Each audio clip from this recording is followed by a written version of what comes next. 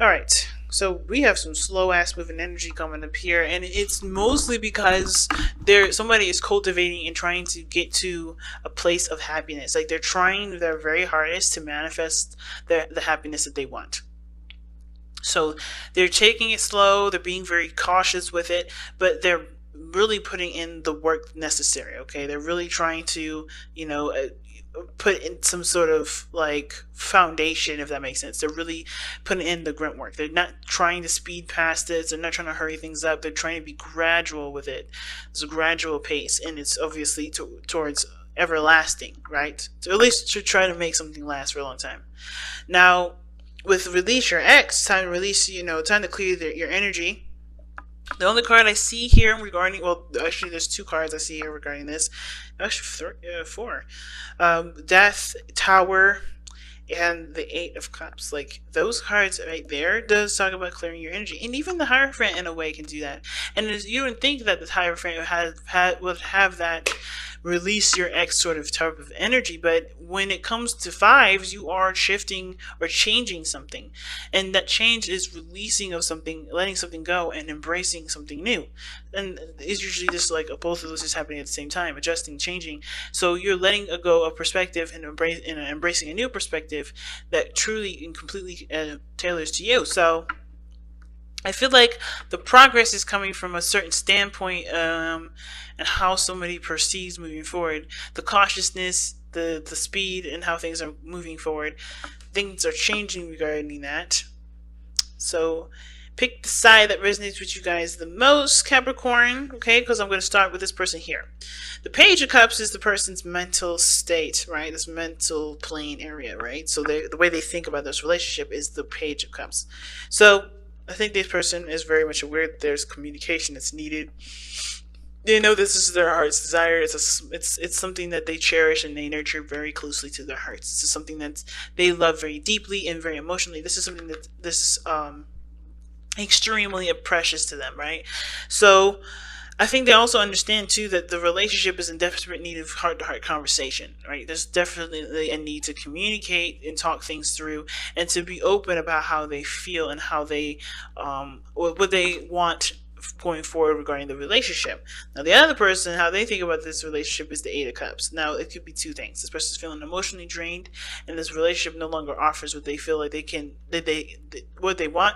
But it's mostly because they were looking towards a relationship as a source to figure out what they wanted, which wasn't the place to do it in the first place. Well, it was, because I think the relationship displayed something to them that honestly would help them go after what they want, right? That I don't know if this is them saying, you know what, I'm done with this relationship. You did, it served me for a purpose of finding my true self or finding what makes me happy. I'm done. It could be just that this person realizes what they don't want, but they also see the relationship as an opportunity to seek out what they do. But the relationship, here's the thing, the Eight of Cups, you don't know what your heart's desire is yet.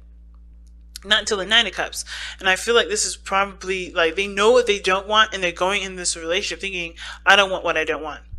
I don't want, obviously, what I already know doesn't make me happy. I think this also person shows that they're emotionally drained with the situation, and they're looking to find what their heart's desire really is, right? Well, this person has it. Obviously, I think this person's seeking it. It's interesting, right? You got the seeker and the obviously the person that possesses the heart's desire, and this person is literally looking for the Page of Cups. Right? And I think that they are so emotionally drained that they don't obviously see that what they have, the person that they, the thing that they want is right in front of them, because they are already looking at the situation from a standpoint of, I don't want this. I've gone through this. I don't know everything that they've been through, or the situation from a standpoint of what makes them dissatisfied.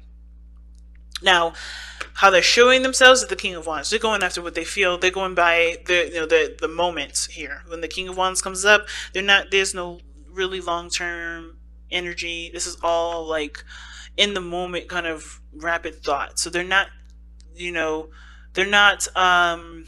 coming from a place of trying to create something for the long term. They're creating, they're going by based off their hearts and their heart's desire in the moment.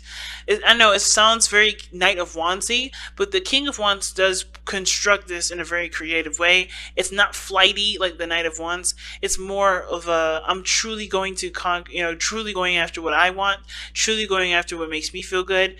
And they are truly just being in the moment and just finding the happiness within themselves and not trying to find it outside of themselves.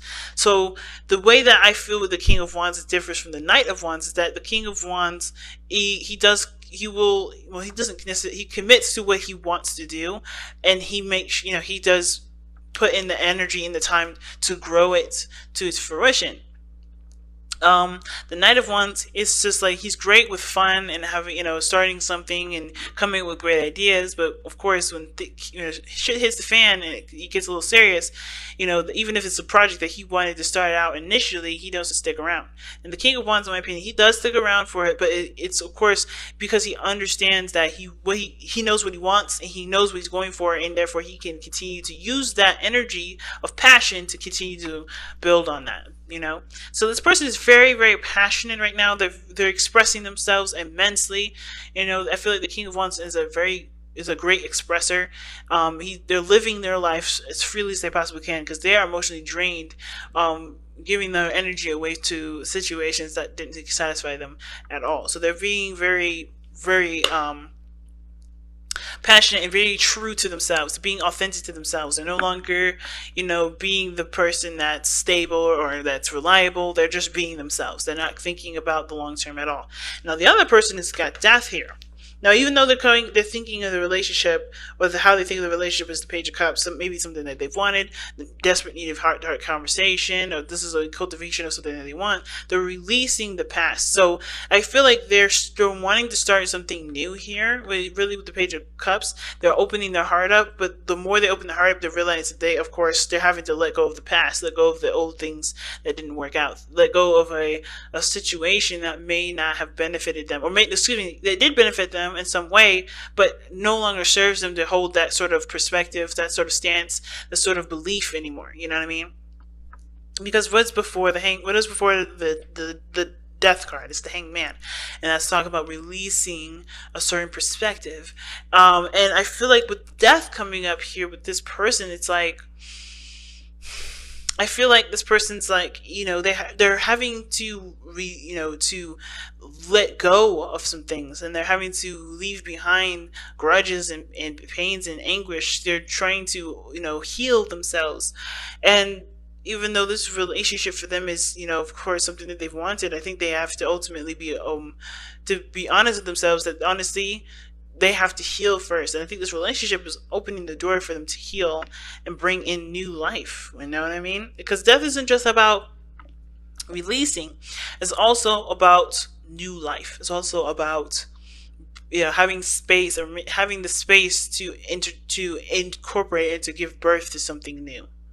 Now, with the Hierophant coming up in the spiritual plane, it's giving us a bit of background as to why this person is displaying themselves as deaf and thinking the Page of Cups, and the Hierophant telling us that this is about traditions, this is about commitments, this is about their routine and traditions for them.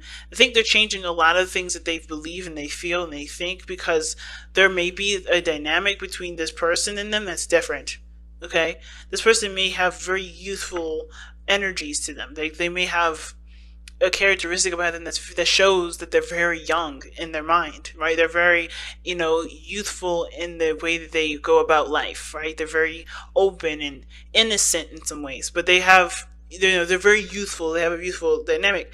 But the thing is that they may have some traditional differences, right? There's some things that they may have, that obviously encourage this person to let go of the, some sort of perspective that's not allowing them to have what they want, which is what the Page of Cups is offering them too. And the Hierophant talks about, yes, the structure, routines, traditions, things like that. But it's the fifth card in the Major Arcana, so that fives are changes. So this person's changing their traditional beliefs, their traditional standpoints, their traditional, laws for themselves. in order for there to be new love, to be to new life, period, and something new to come in. And they're having to change their structure, their boundaries, their their belief systems, so that way there can be growth. Now the other person showing up is the Queen of Pentacles. Now Capricorn, that may be you here, because queens are cardinal signs. That doesn't mean you're a female. It just means that you are a cardinal sign, and it is true. Capricorns are cardinal signs, just the same as Aries, Cancer, and Libra. And I feel like the reason why the Eight of Cups is showing up here, in the mind space, and why this person is showing up here as the King of Wands, just kind of being authentic to who they are, just going after what they want, and being honest with who they are, is because of the Queen of Pentacles. And what does that really mean? Well, the Queen of Pentacles is independent. They know their value. They know their worth.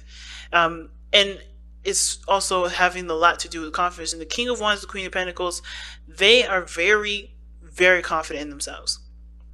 Why? Well, the Queen of Pentacles, like I said, she knows her worth, and she knows her worth because she puts in the work.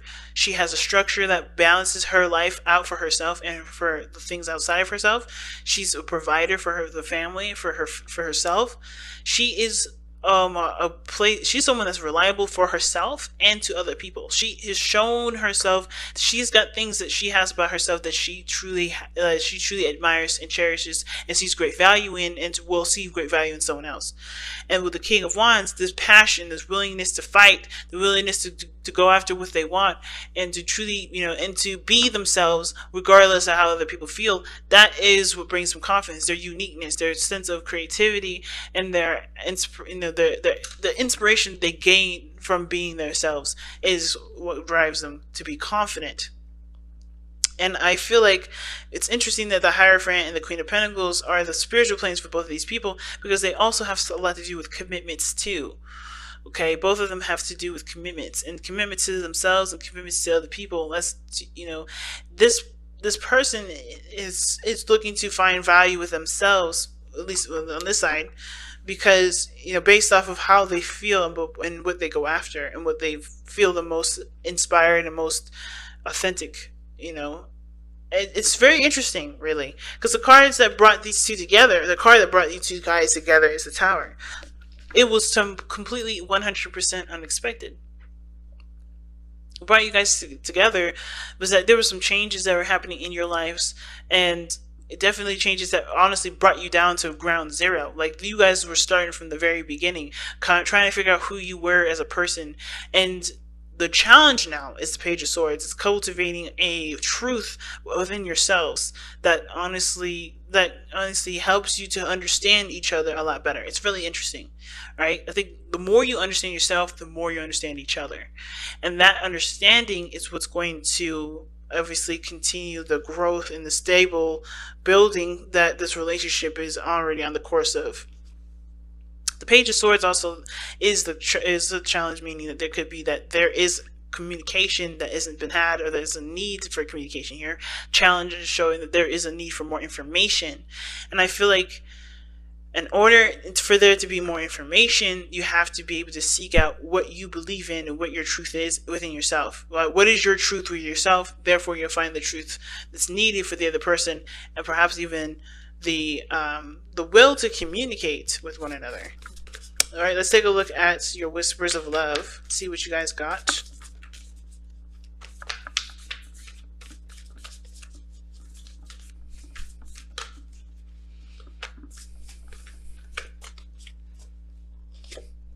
Oh wow, focus on love.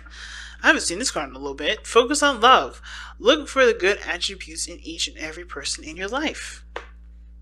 And focus on love is such a powerful card, because you don't necessarily need to look at the facts or the physical stuff. It's about how you feel, and it's about the things that, it's understanding the person's character and the dynamics of that person's character, of course, of what came to be and how it came to be in the first place, that this card is asking you to delve into. It's like very hangman-ish, kind of like seeing something from a different angle, but it's like focusing on the parts that bring you two together, not the parts that split you two apart. You know, releasing your ex isn't necessarily about letting someone go from the past. It's also about letting go of it's really about letting go of the pains or the things that hold you back from keeping you from that's keeping you from being able to have a future with either a new person or the person that you want to return to. You know, focus on the good things, focus on the positive, focus on the attributes that encourage growth, and understand and forgive the attributes that aren't that great, that have split you apart, that makes you, that have hurt you.